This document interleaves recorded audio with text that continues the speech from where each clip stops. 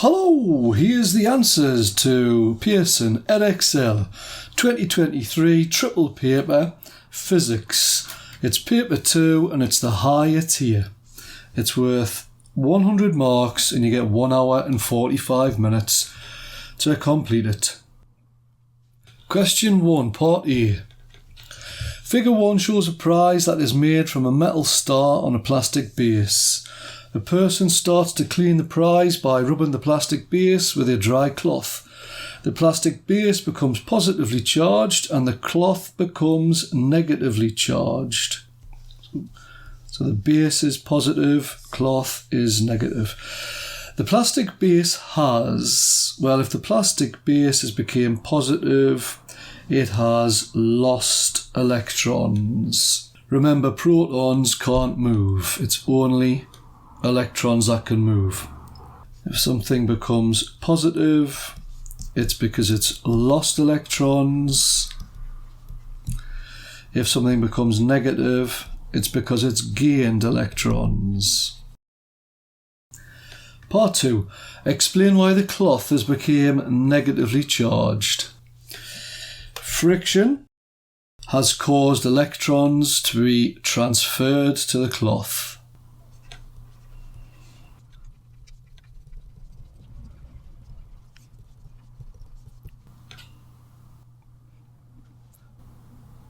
Part B.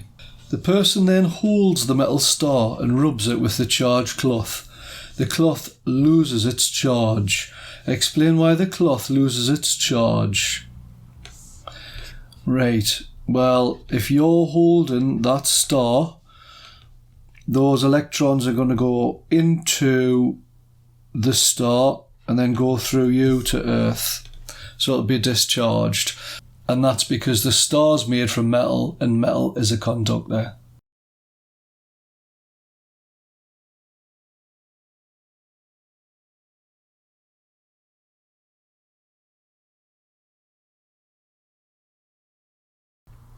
Electrons have been transferred to the metal.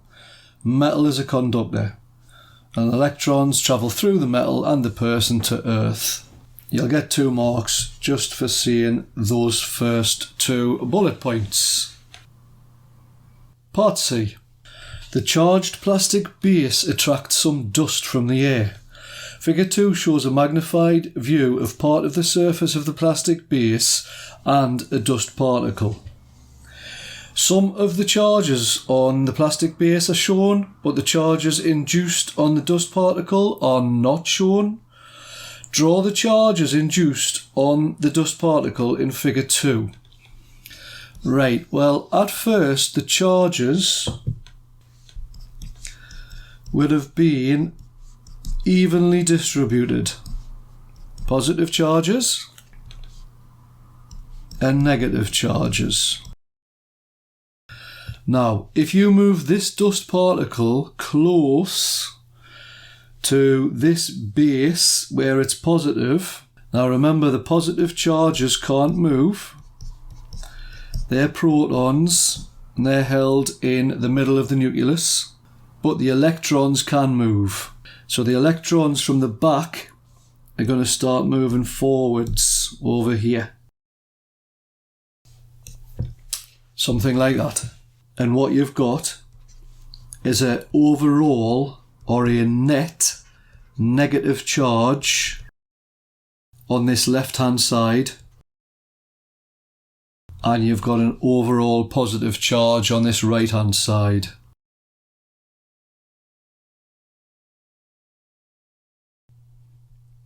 Question 2, part A. Figure 3 shows some of the apparatus that students use to determine the resistance of a piece of iron wire. Add connecting wires, a voltmeter and an ammeter to complete the circuit in figure 3 so that the students can determine the resistance of the piece of iron wire. Right, to get the resistance we're going to need the voltage and the current. So current is measured with an ammeter and that needs to be connected in series, and voltage is measured by a voltmeter connected in parallel across the thing that you're trying to measure the voltage of. So this voltmeter needs to be in parallel across the iron wire. Part B. The students extend the investigation to determine how the resistance of the iron wire changes with its length. Part 1. Give the name of one additional piece of apparatus the students would need. Well, to measure length, it'll be a ruler. And you'd pop it up here. You don't need to draw the ruler though. Part 2. Figure 4 shows a graph of the results. There's the length, there's the resistance. Draw a straight line of best fit on figure 4.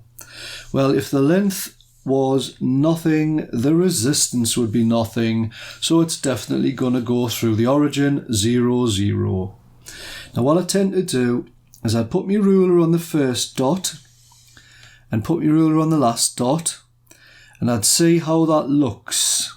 Now it's gone through 1, 2, 3, 4, 5, 6, 7 dots. I've got 2 data points underneath and 1 above, so for me that looks about right. I'm happy with that. Part 3. Use figure 4 to estimate the resistance of a 100 centimetre length of the iron wire. Right, we need to continue this line going right up. So if I draw that like that, that seems about right to me. And 100 centimetres is exactly 3 ohms. Now they will accept any value between 2.7 and 3.3, just in case your line of best fit was slightly different to mine. Part 4. The variable resistor shown in figure 3 is used to prevent the iron wire from becoming too hot. Explain how the variable resistor is used to prevent the iron wire from becoming too hot. So the variable resistor can be used to increase the resistance,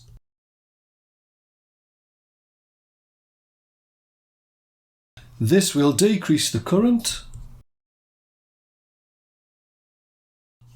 so the wire won't get hot because current makes the wire hot.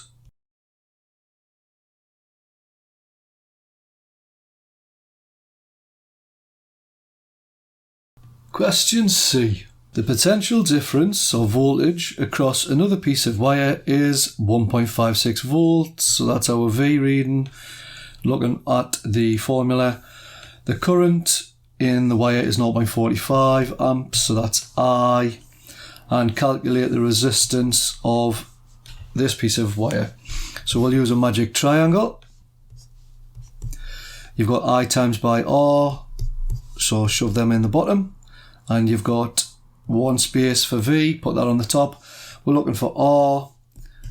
Resistance is V divided by I. Pop the numbers in. 1.56 volts divided by 0.45 amps, and that equals 3.46 recurring. And we'll round that up to 2 decimal places, just like they've used. So 3.47. Question 3A. Which of these means change in state from solid directly to gas? Right, that's sublimating.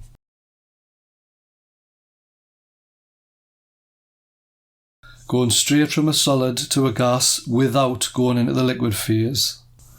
Part B. An object has a mass of 7.22 times 10 to the minus 2 kilograms, so that's M. It's got a volume of 2.69 times 10 to the minus 5 meters cubed. Calculate the density of the object. Right, we don't need to rearrange the formula. It's already how we want it. Let's just pop the numbers in. And that equals 2,684. And we've done kilograms and we've divided them by meters cubed. So they're wanting the units. It's literally kilograms per meter cubed. Part C. Aluminium has a melting point of 660 degrees C. The absolute zero of temperature is minus 273 degrees C. Calculate the melting point of aluminium in Kelvin. Right, Kelvin is always higher than degrees C's. So, that helps me to remember that if you want the kelvins, take the degrees C's and add 273 to it. So that would be 660 degrees C's, add 273. And that equals 933.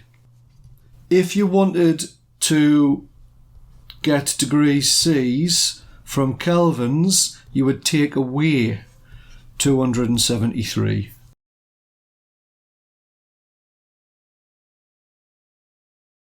Part 2. Describe the motion of particles in liquid aluminium. Right, they just want to know how do the particles move in a liquid. Now don't talk about how they are arranged. They didn't want that. And the motion is random, which means all over the place. The particles will be moving with various kinetic energy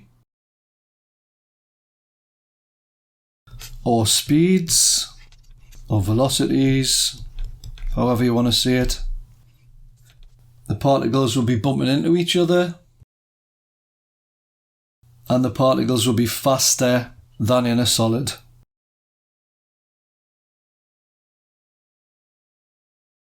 Part D. A student determines the volume of a piece of metal by measuring the volume of water that it displaces. The student wrote the following in his notebook. I put some water into a measuring cylinder. I put the piece of metal into the water in the measuring cylinder. I took the reading of the new water level in the measuring cylinder. This was the volume of the piece of metal. The student's description is incomplete. Suggest 2 sentences that the student could have included to provide a more complete description of the correct procedure. Right, at this point here, they should have said that they're going to take the reading of the water level without the metal.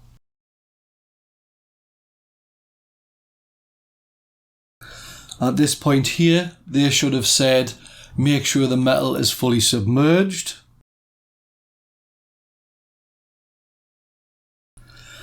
After they have took the reading of the new water level in the measuring cylinder, they should have then said, subtract the final reading from the initial reading.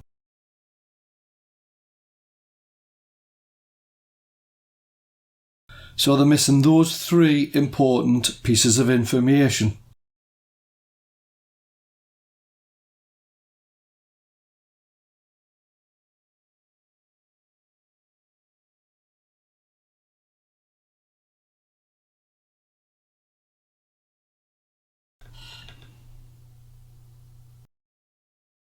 Question 4.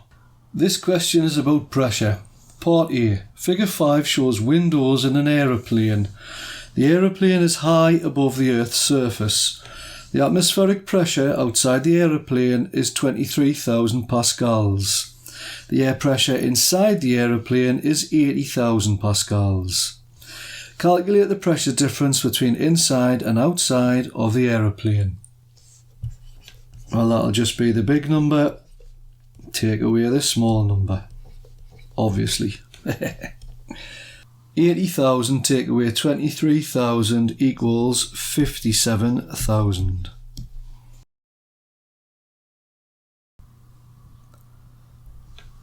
Part 2.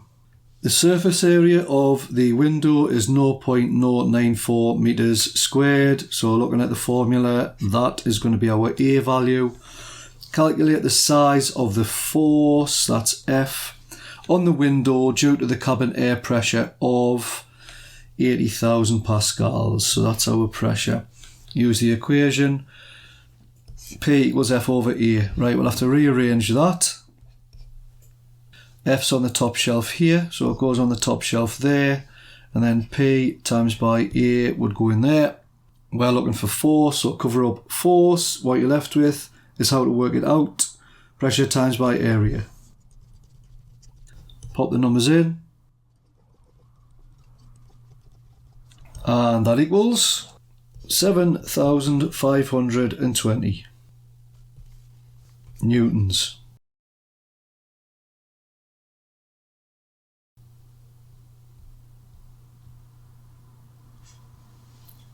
Part 3. On the same aeroplane, a different window has a smaller surface area. Explain how the force due to the air pressure inside the cabin on the small window differs from the force on the larger window. So if force equals pressure times by area, the pressure is going to remain the same, but because the area is smaller, the force will be smaller.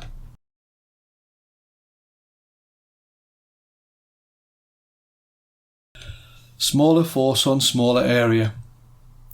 You could have also said bigger force on bigger area, but just make it clear what you mean.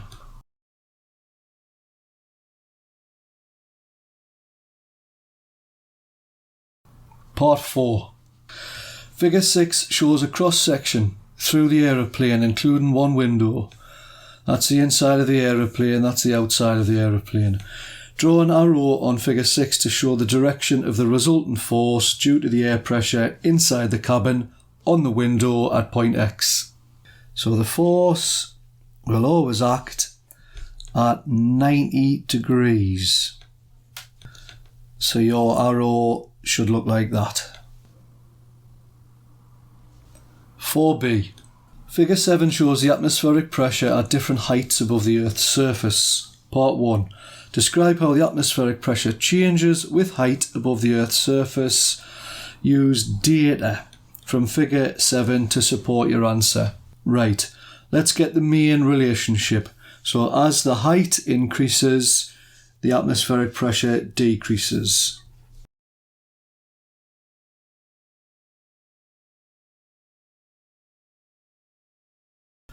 It's a curve, so we say it's non-linear. If it was a straight line, we'd say linear. And for your third mark, they want you to use some data. So just pick 2 points that is easy to read from the graph. So I think that point there is easy, and I think that point there is easy. And just quote the data. So at a height of 0, the atmospheric pressure is 100.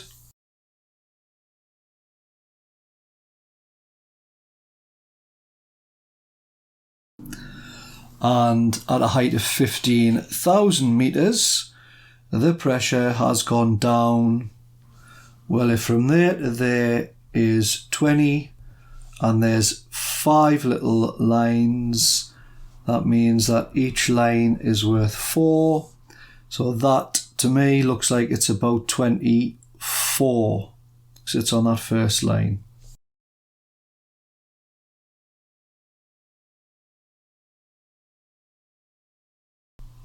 So at a height of 0 metres, the atmospheric pressure is 100 kilopascals. At a height of 1500 metres, the pressure has decreased to 24 kilopascals. So that proves that as height increases, atmospheric pressure decreases. Part 2. Suggest one reason why the atmospheric pressure changes with height above the Earth's surface. Right, if that's the Earth's surface there, and you're standing on it there, as you go higher and higher, there's less air, because you're getting closer to space. So the air is less dense.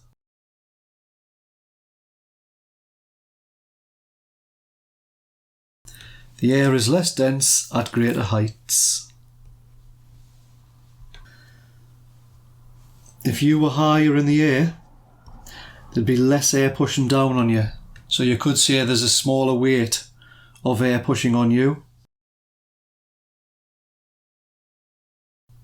And remember, pressure is caused by collisions. It's colder at a higher altitude. and the lower temperature causes less pressure, because the particles will have less energy, so they won't be colliding as much, so the pressure will be smaller.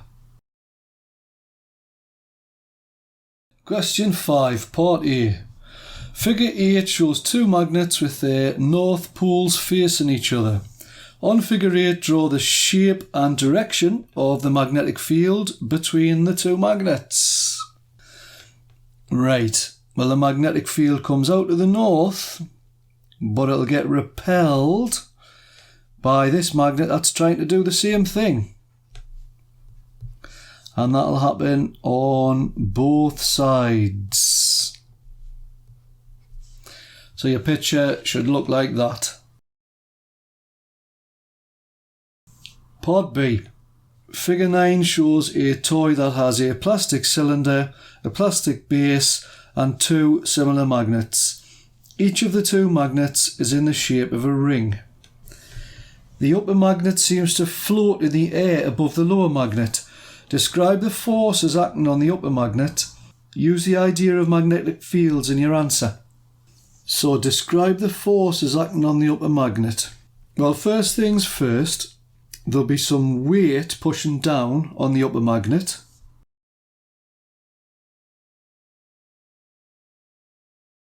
Now, there must be a force pushing up on the upper magnet, magnetic force.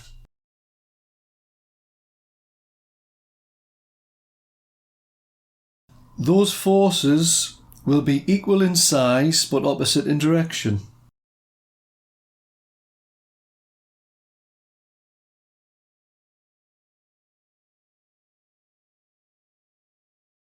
Now that'll actually get us our 3 marks, but if you did want to use a little bit more detail about magnetic fields, the magnetic fields will be interacting with each other.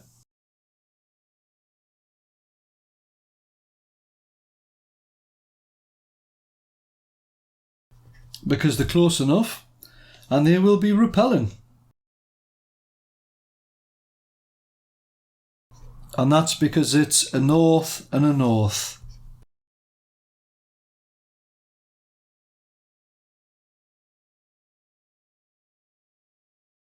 Question C.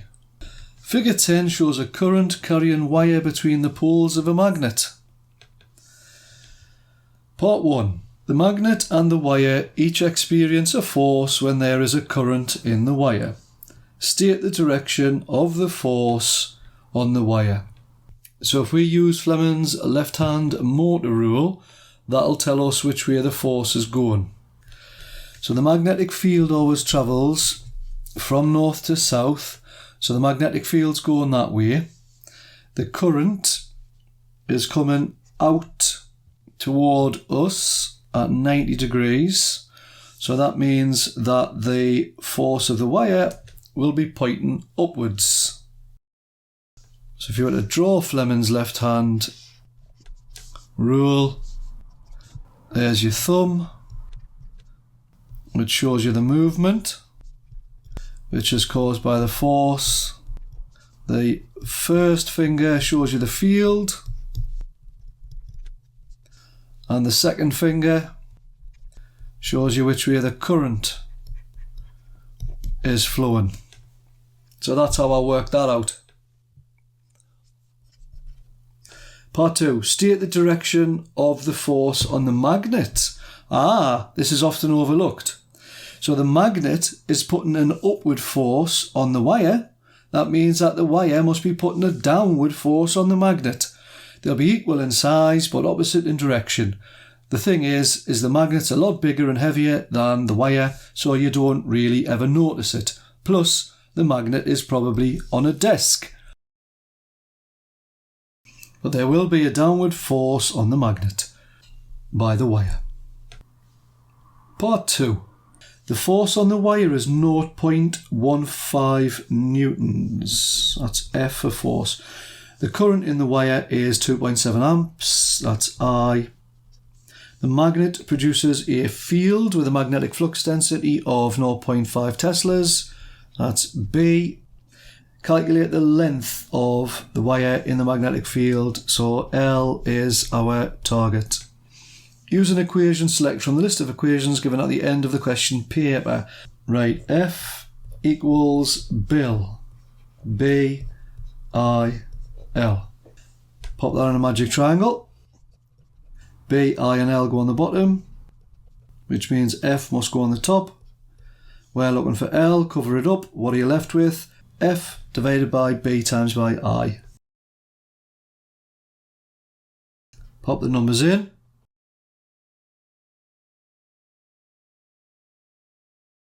And that equals 0.11 recurrent meters. So that's 11 centimeters. But they wanted it in meters. Question 6, Part A. Figure 11 shows a person doing a push-up exercise.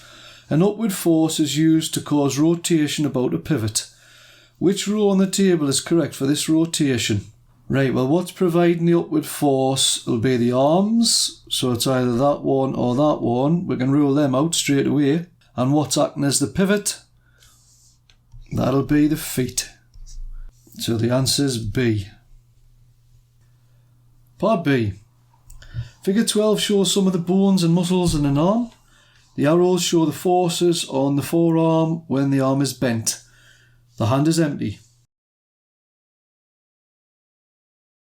The biceps muscle provides a force to balance the weight of the forearm. The weight of the forearm can be represented as a single force. Figure 13 shows a diagram representing the forces and distances involved. Part 1. Use the principle of moments to show that the system shown in figure 13 is in equilibrium. Well, if something's in equilibrium, it means that the moments are equal in size and opposite in direction. In other words, the clockwise moment equals the anti-clockwise moment.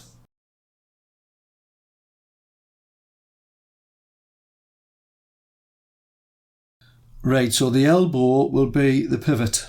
So we've got this force is going upwards, go round the back of the pivot, keep going in that direction. Which way is that moving? That is anti-clockwise. So this is an anti-clockwise moment. And this force here, follow the arrow force, go round the back of the pivot, keep going that way, and that is going clockwise. So this is a clockwise moment. So the clockwise moment will be 23 newtons times by 16 centimetres. We can just leave it in centimetres because that's in centimetres as well. So remember, it's force times by distance. That would be force 1. That would be distance 1. That would be force 2. And that would be distance 2. Anti-clockwise and the clockwise, I've labelled them 1. 23 newtons times by 16 centimetres, and that should equal 92 newtons times by 4 centimetres. Let's work those out. 23 times by 16 is 368, and that'll be newtons centimetres. So not newtons per centimetre, because we're not dividing it, we're multiplying it. And this will be 368 as well. And that's newtons centimetres. We'll put these little dots in between just so you can sort of see that newtons is multiplied with the centimetres. Part 2. The person then holds a ball weighing 15 newtons in their hand. Figure 14 shows the forces on the forearm and their distances from the elbow joint. Calculate the force from the muscle that is needed to keep the system in figure 14 in equilibrium. Right, so once again, if it's in equilibrium, clockwise moment will have to equal the anti-clockwise moment again.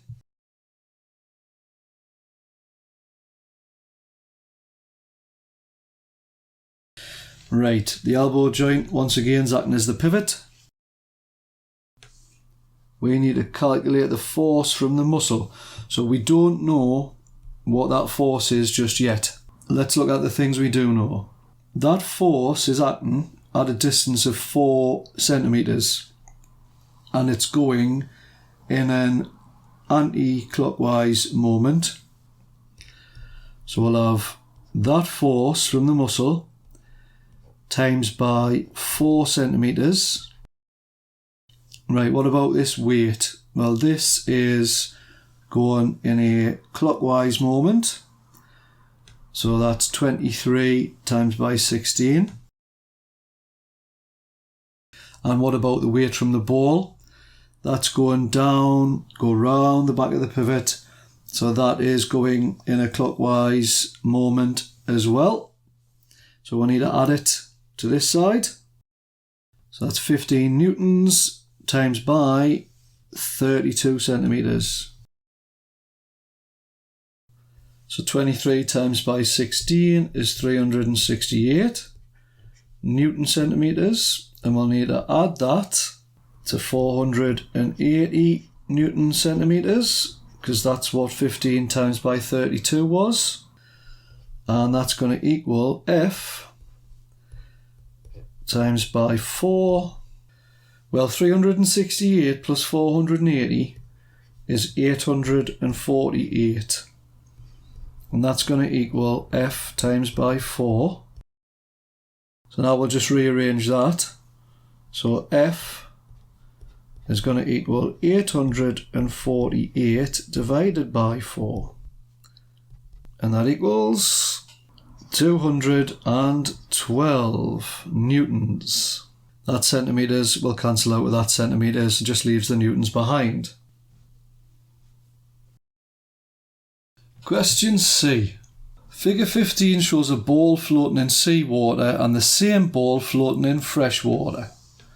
Part 1. Compare the upthrust on the ball in seawater with the upthrust on the same ball in fresh water. Right, because it's the same ball, it'll have the same weight down. So therefore, in both pictures, the upthrust will be the same size as the weight.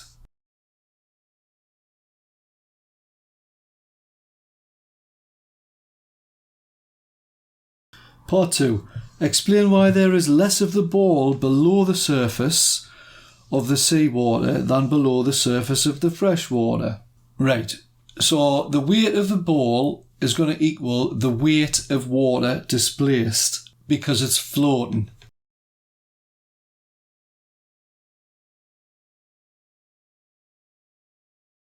And remember, the weight of water displaced is the upthrust. So if you're going to float, your upthrust has to equal your weight. So you have to be able to displace the amount of weight of water that is equal to your weight, or the ball's weight in this case. Now, because seawater is more dense, it weighs more than fresh water. That's why this ball doesn't have to sink as much to displace its own weight.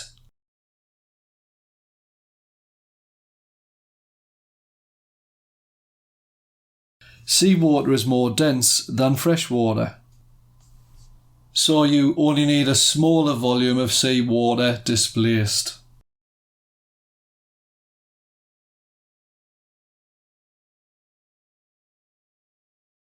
To produce the same upthrust.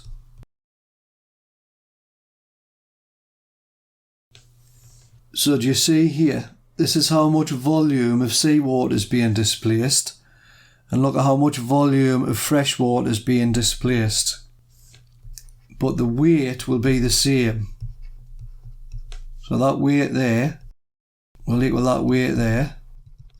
Weight will be density times by volume. Now because this density is more, you only need a small volume. Whereas this density of the fresh water was less, that's why you needed more volume. So upthrust can be tricky, so I hope that helps you a bit to understand my explanation. Question 7, Part A. Figure 16 shows part of the inside of a pen. The pen contains a spring that can be compressed. The spring constant of the spring is 216 newtons per metre, so that's K.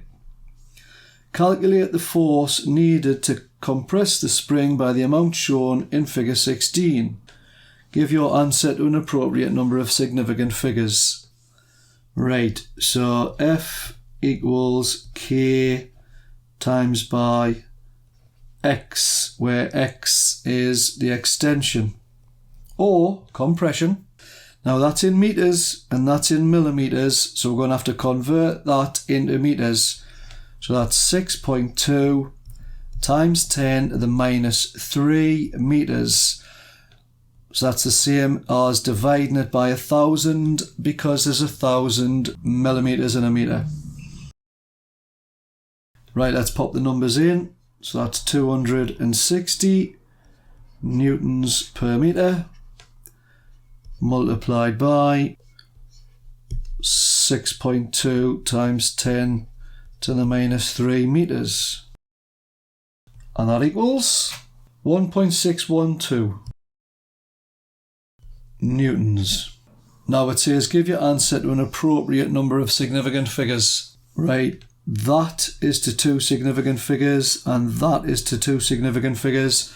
So we'll do our number to 2 significant figures as well, 1.6.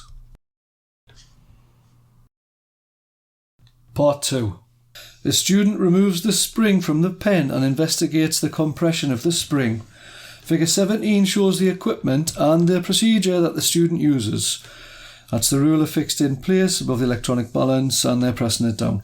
The student presses down on the spring to change its length. The electronic balance measures the force applied to the spring. Describe how the student can determine the change in length of the spring. You may add to figure 17 to help you answer. Right, so that original height there looks to be about 3, and when they've squashed it, it looks like it's gone down to about 2. So this is the original length, and this is the compressed length. And if we did 3 take away 2, that would give us our compression 1. So what did we do there? We basically did original length take away compressed length.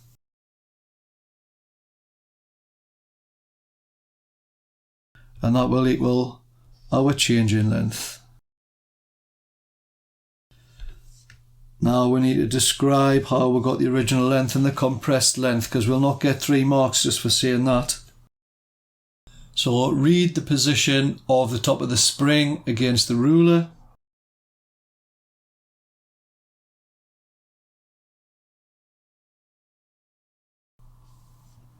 So that's basically what we've done there.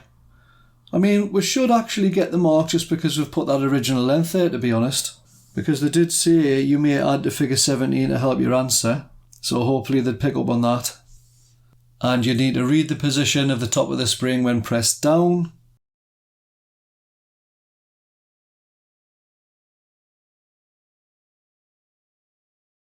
So that's what I was doing there. And then this here was what I did there. Original length take away the compressed length equals change in length. So you get your 3 marks for that. Part 3. The student finds it difficult to make an accurate measurement of the change in length of the spring using the equipment as shown. Describe one way that the student could improve the procedure. Right, if we need to read the position of the top of the spring, why don't they move that ruler closer? Because that'll stop parallax errors.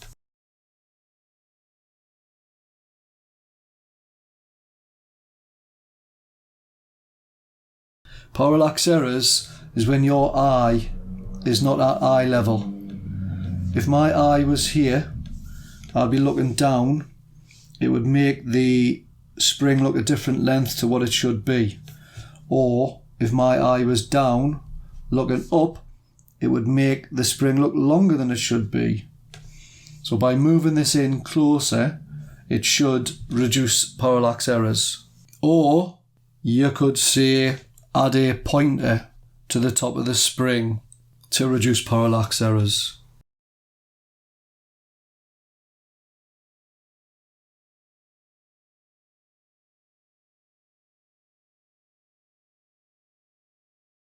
Question B. Figure 18 shows a different spring hanging from a hook fixed to the ceiling. A block hangs from the other end of the spring. The weight of the spring is 1 newtons. The weight of the block is 5 newtons. The force exerted on the top of the spring by the hook is... it'll be 6 newtons up. So you've got this block, which is 5 newtons, plus you've got the spring itself, which is 1 newton. So that's a total of 6 newtons down, because both of those forces are acting in the same direction. So you add them together. So the hook will be pulling up here with 6 newtons, equal in size, opposite in direction. Part C. Figure 19 shows 2 forces P and Q acting at point X. Point X. Complete the diagram in figure 19 to show the size and direction of the resultant force R on point X. And it says that the diagram is drawn to scale. Now on my computer screen it might look different to the size of your actual exam paper if you're following along, or for my students in the classroom. Now, when I've just measured this length here on my computer screen, it's 6.5 centimetres. Now what that means is 6.5 centimetres equals 30 newtons. Now what that means is 1 centimetre equals 4.615384615 newtons. Right, I'm not rounding anything up. All I did there was I divided both sides by 6.5. Now when I've just measured this length across here, it's 8.5 centimetres. And that equals 40 newtons as it says here. So if I divide both sides by 8.5, that'll be 1 centimetre, will equal 4.7. 0.5882353 newtons. So this 4.7 here is almost the same as this 4.6. So they will allow a slight range. Now what you need to do then is the tip to tail addition of vectors. So if I was to take this vector here and move it over to here, so I've added the tip of this vector to the tail of that vector. And I could do the same thing with this.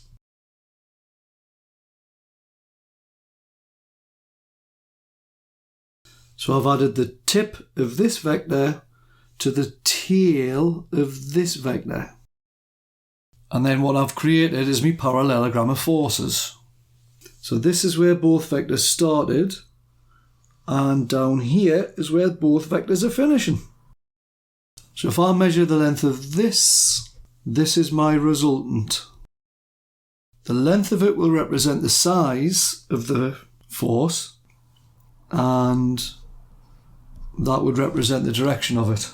Now at A levels we'll need to get the direction by an angle, but at GCSE it's just by eye.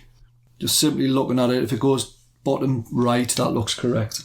Right, the size of it, we're going to need to measure it. So if I take my ruler is 10.7 centimetres. Now, if we say that 1 centimetre is about 4.65, which is like the average of that and that, I've got 10.7 centimetres times by 4.65 newtons per centimetre.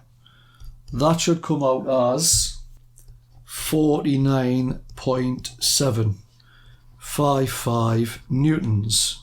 Now there is a better way of doing it at A level, but we don't do it at GCSE physics, but I believe you do it at GCSE maths. You just basically use Pythagoras' theorem. Call that A, call that B, call that C.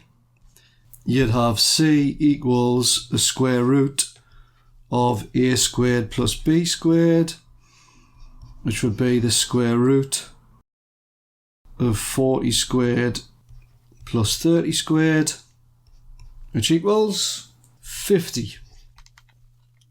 Now for me that's a lot easier. This technique here, using Pythagoras, is much better than actually measuring it on a scale diagram. We both came out with the same answers, 50. And they will accept answers between 48 newtons to 52 newtons.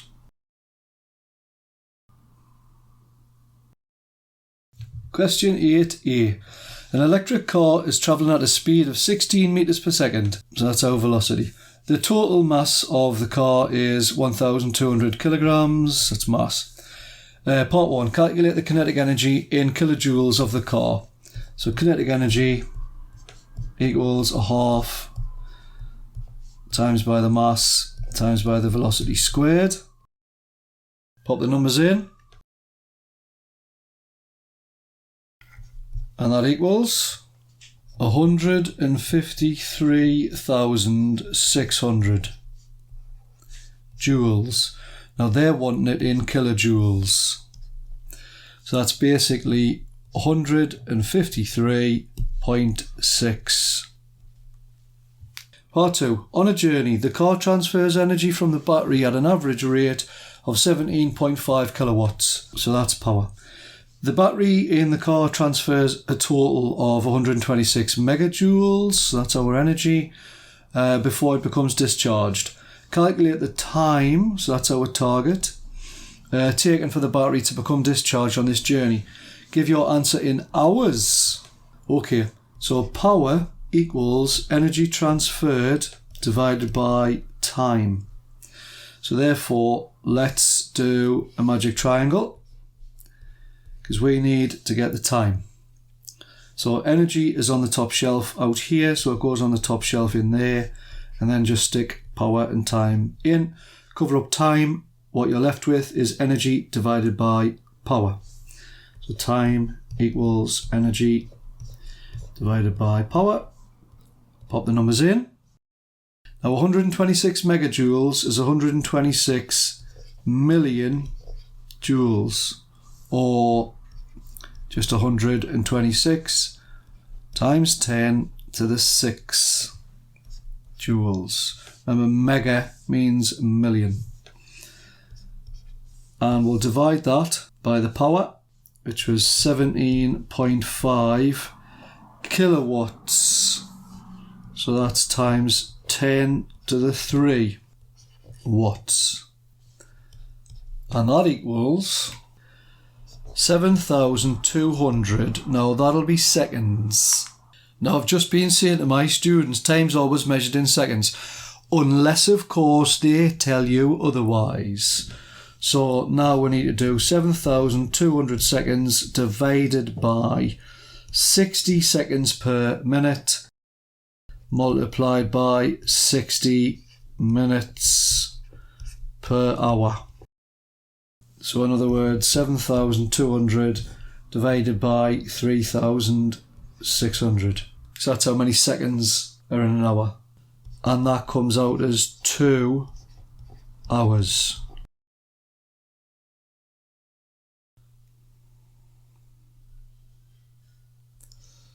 Part 3.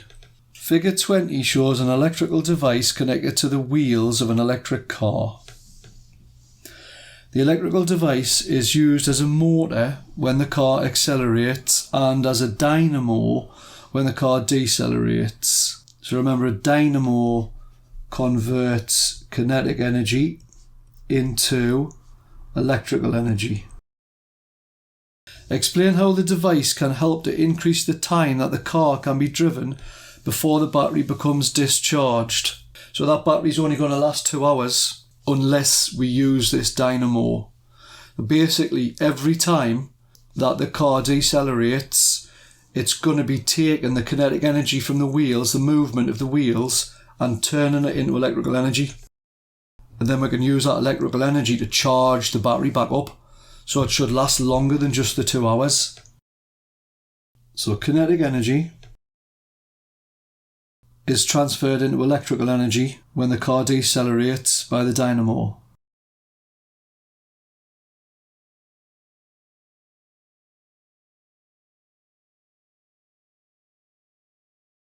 And this electrical energy can be used to recharge the battery.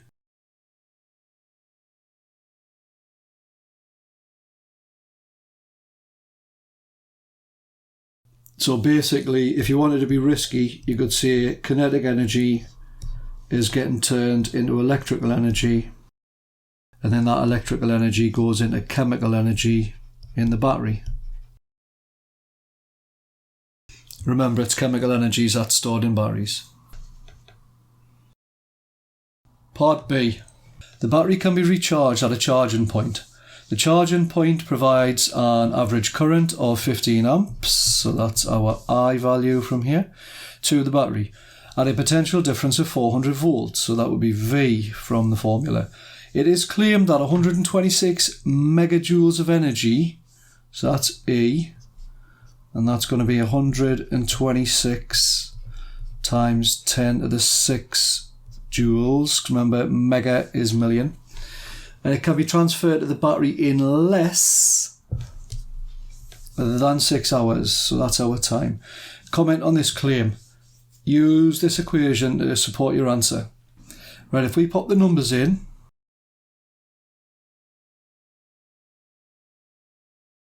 that's going to equal 21,000 seconds. Now, let's convert that into hours.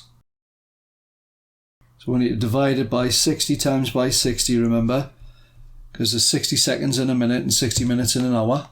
And that equals 5.83 hours, which is less than 6 hours, which is what they claimed. They claimed that 126 megajoules of energy can be transferred to the battery in less than 6 hours. We've just proved that using 400 volts with 15 amps of current, we can transfer it in 5.83 hours, which is less than 6 hours. So that's correct. The claim is correct.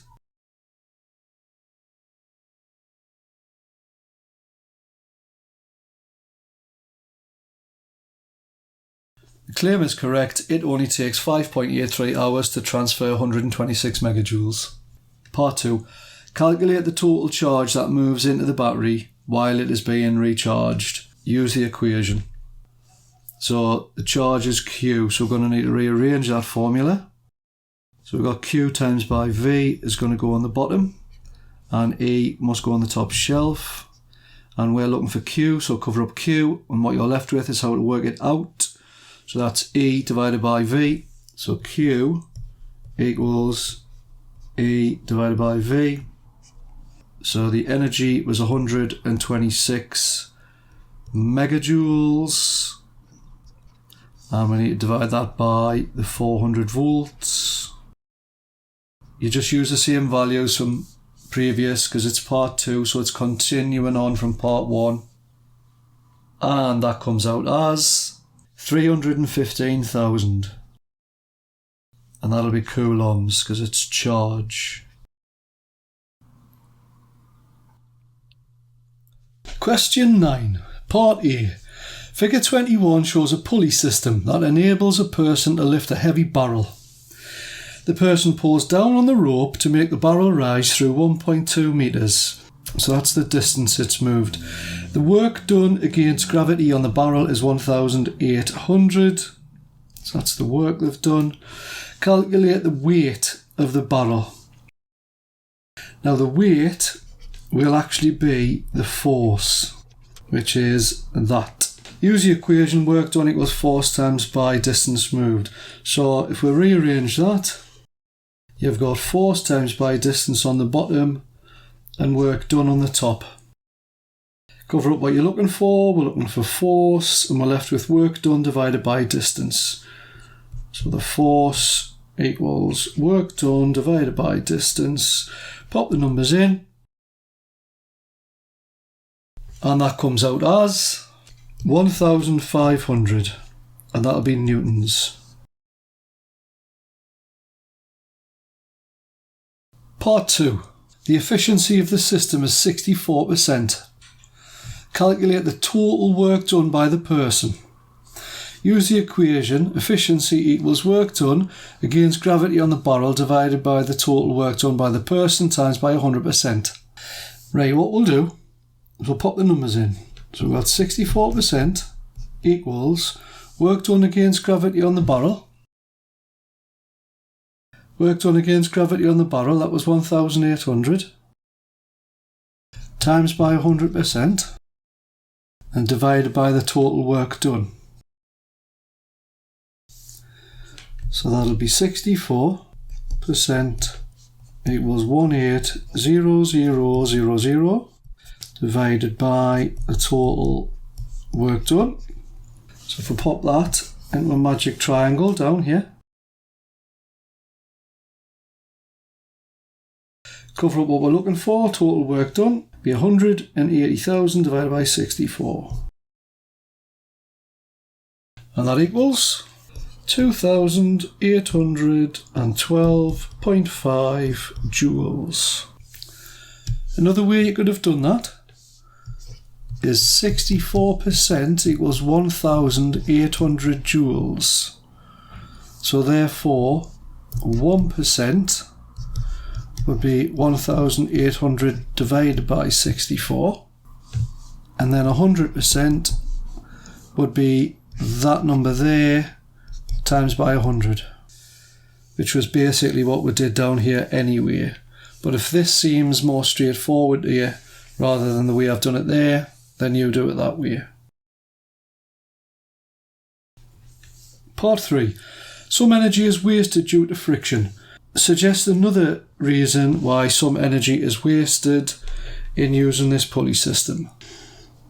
Right, so normally when we say energy is wasted, we normally say it's wasted as heat and sound. However, heat and sound are caused by friction. So in this case, we're not allowed to say heat and sound. So they've been a little bit tricky there. So another reason why energy might be wasted in the pulley system. Right, you're not just lifting the barrel. You'll be lifting the extra mass of the rope and the pulley wheels themselves. And also the rope could stretch a little bit.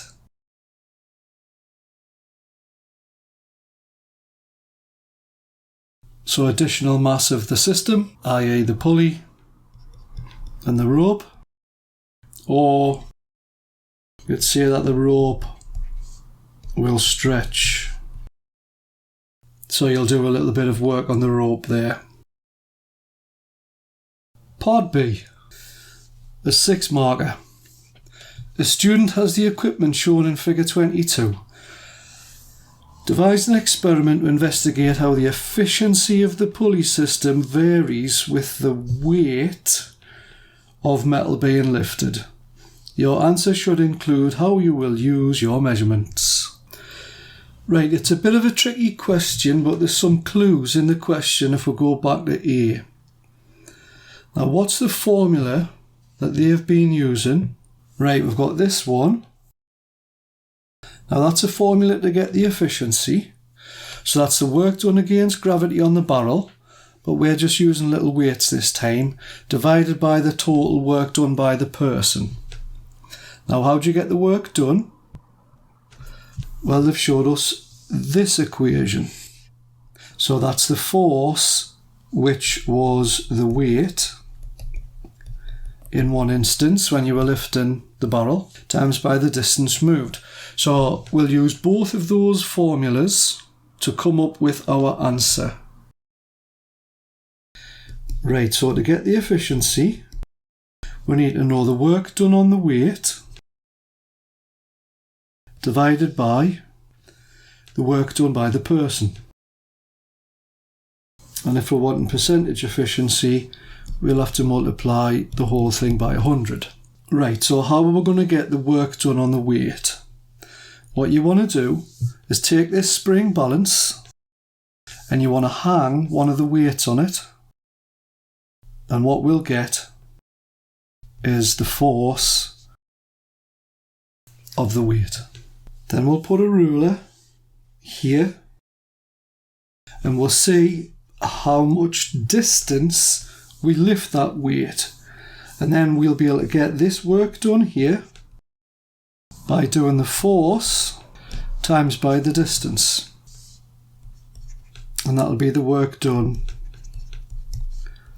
on the weight.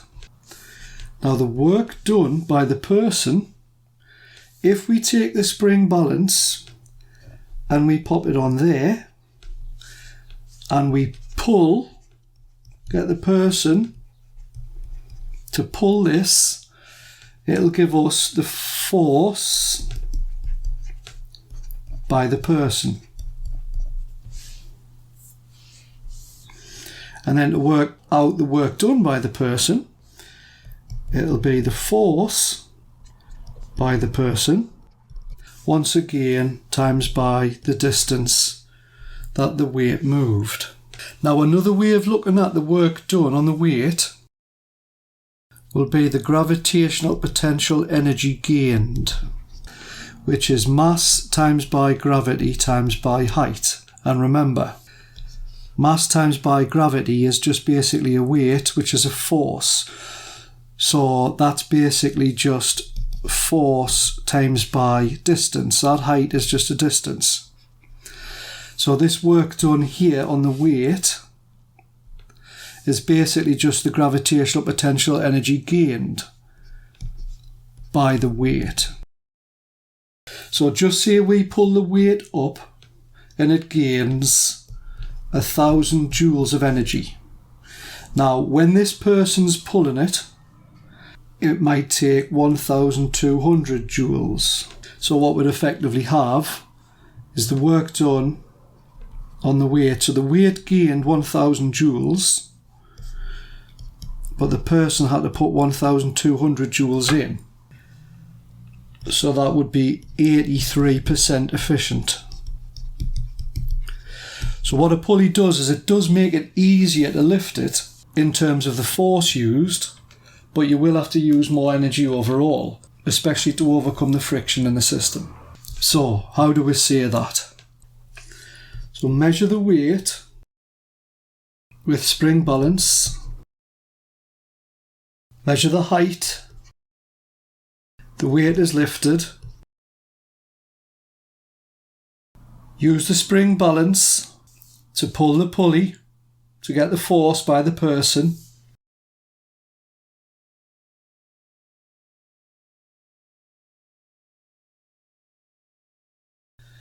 now we'd need another ruler down here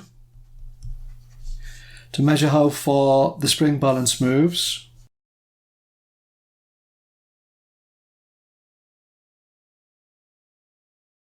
So what you'd have is that is the force, and that would be the distance moved. So I'll call that force 2 and distance 2. So this work done here would be force 2 times by distance 2. And this would be force 1 times by distance 1 to get that work done there. And then calculate the work done on the cube, or the weight, is the weight that you've obtained here multiplied by the distance moved.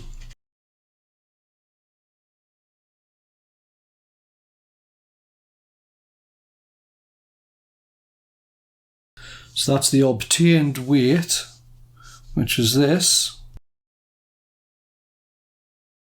multiplied by the obtained distance.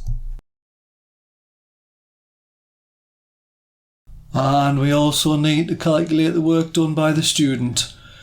which is their obtained force times by their obtained distance. Work done by the student or work done by the person is what I called it before. It was the obtained force times by their obtained distance. So that was force 2 times by distance 2. And this one was force 1 times by distance 1. It's borderline A-level, this, definitely. Very tricky question. That's why I'm going into so much detail just in case something similar comes up. And then obviously you get a mark for telling them that as well. So 1, 2, 3, 4, 5, 6, 7. You'll get the 6 marks there. Then what you could actually do is repeat it with these other cubes and then plot a graph of efficiency against weight.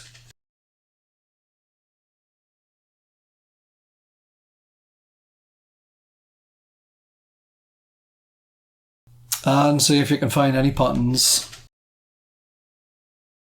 Question 10, Part A. Figure 23 shows a model dynamo. The dynamo contains a coil of wire that can spin inside a permanent magnet. The dynamo produces a DC output. A teacher connects a voltmeter to the terminals of the dynamo. The teacher rotates the handle to make the coil spin inside the magnet. Figure 24 shows the reading on the voltmeter. The teacher then rotates the handle differently. Figure 24 shows the new reading of the voltmeter.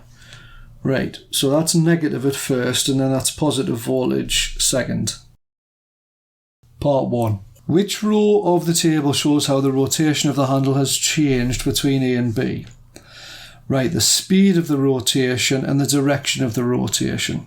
Now the direction of the rotation, that'll decide whether it's negative or positive, depending on whether they're spinning it clockwise or anti-clockwise. And the speed will tell you the size of the voltage.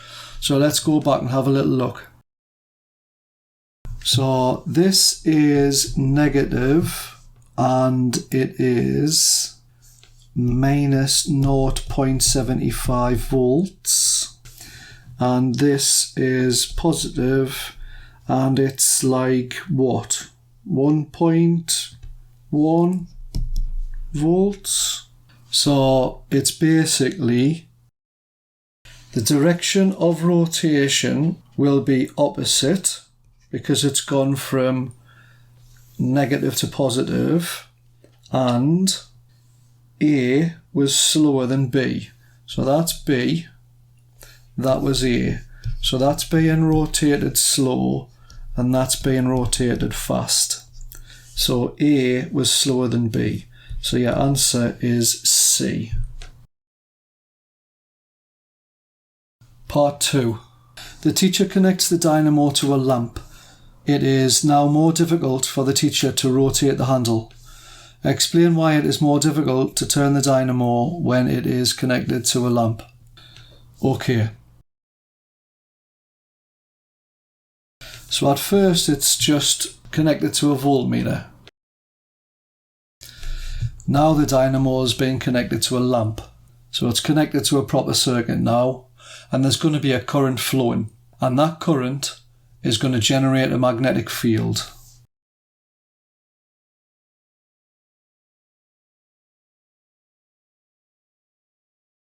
So the current in the dynamo coil generates a magnetic field, and that's going to interact with the permanent magnet, and that's going to create a force that opposes motion.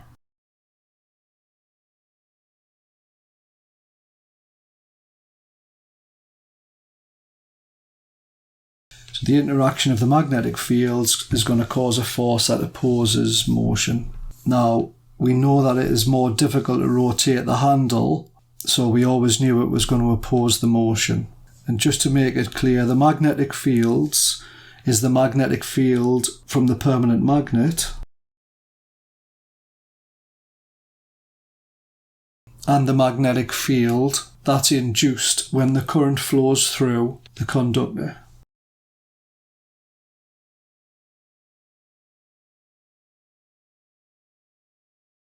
The magnetic field through the current carrying conductor. In other words, the dynamo coil. You'll not need to see any of this red stuff, but if you were just wondering what's the interaction of the magnetic fields, it's these two fields. Part B. Figure 25 shows a transformer. The number of turns on the primary coil is 800. So this is the primary coil. The potential difference across the primary coil is 230 volts, so that's Vp. The number of turns on the secondary coil is 18. Calculate the potential difference across the secondary coil. So that'll be Vs, voltage on the secondary, because Vp was the voltage on the primary. Use an equation selected from the list of equations at the end of the paper. So we need the ratio of the voltages, Vp divided by Vs, is going to equal the ratio of the number of turns, Np divided by Ns.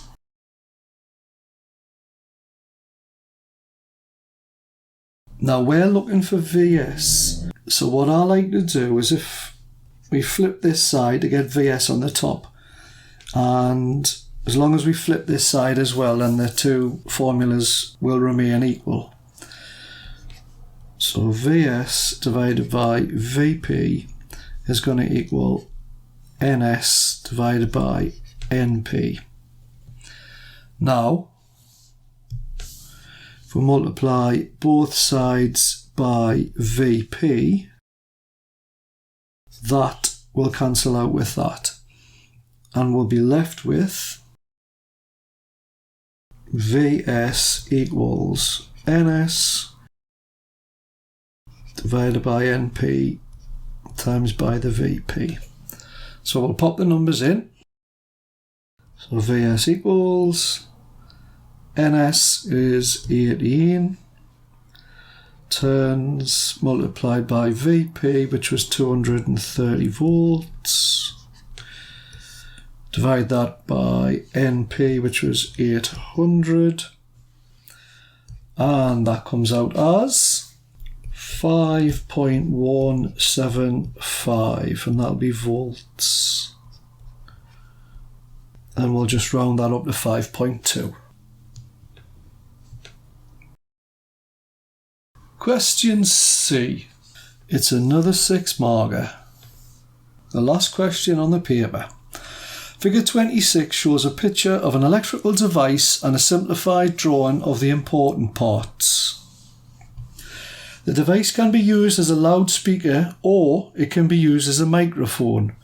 Compare how the device operates when used as a loudspeaker with how the device operates when used as a microphone. Right, let's split it into 2 bits. So what we've got is a loudspeaker and a microphone. Now if we use this as a loudspeaker, the loudspeaker gives out sound.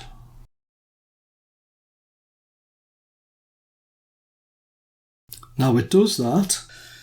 So this part here is basically in this part here. It's next to this part here. Now we'll put alternating current into this coil of a certain frequency.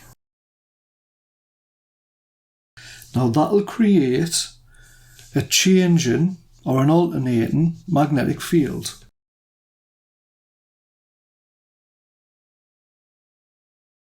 Now that alternating magnetic field here will interact with the permanent magnet over here, and then that'll push the cone out, which will create sound, because sound is vibrations.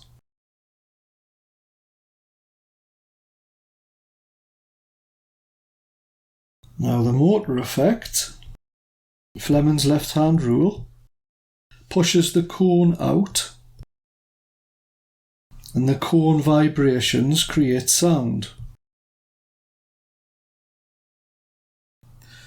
So basically we've put alternating current going in and we get sound coming out. Now, depending on the frequency of the AC, the alternating current, how often that alternating current's going backwards and forwards, in other words, that will create the frequency of the sound.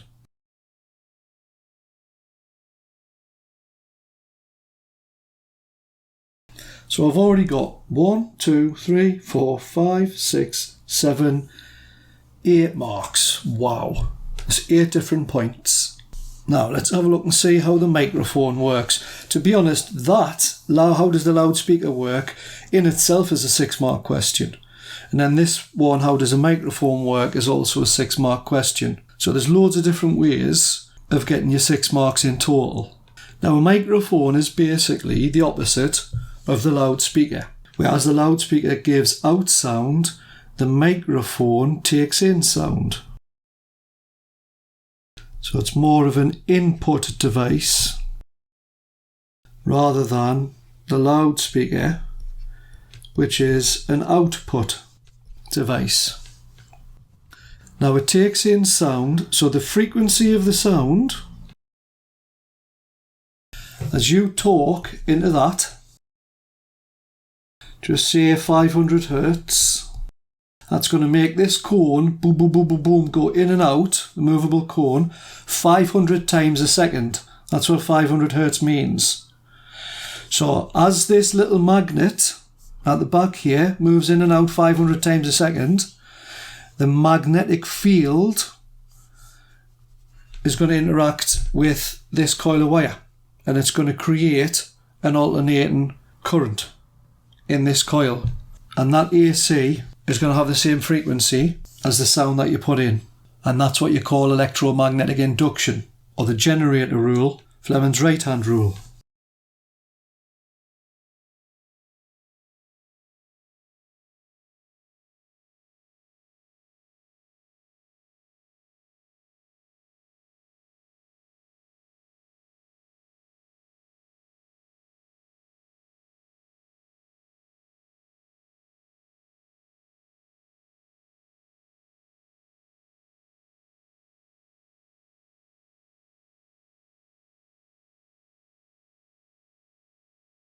So the microphone takes in sound.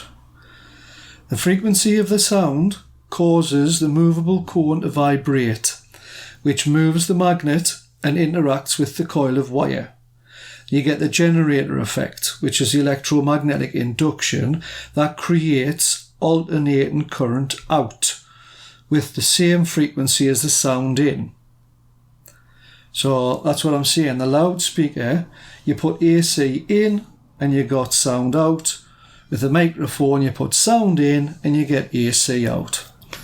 Got some very tricky questions on that, but the triple physics higher is, some of the questions is borderline A-level physics. If you can answer the 6-mark questions that's been in this paper, you'll be okay with A-level physics. And I should know, because I've taught it for 20 years. Right. Good luck with that, with your exams and everything. The more papers you do, the better you'll get. Simple as that. Imagine if you get this question in the exam for the first time and you haven't practiced it. You would struggle. So well done for practicing it. No one's born clever, you make yourself clever. Now work hard, be nice, and bye for now. Want to see more videos like this? Subscribe to my channel, GCSE Physics Explained.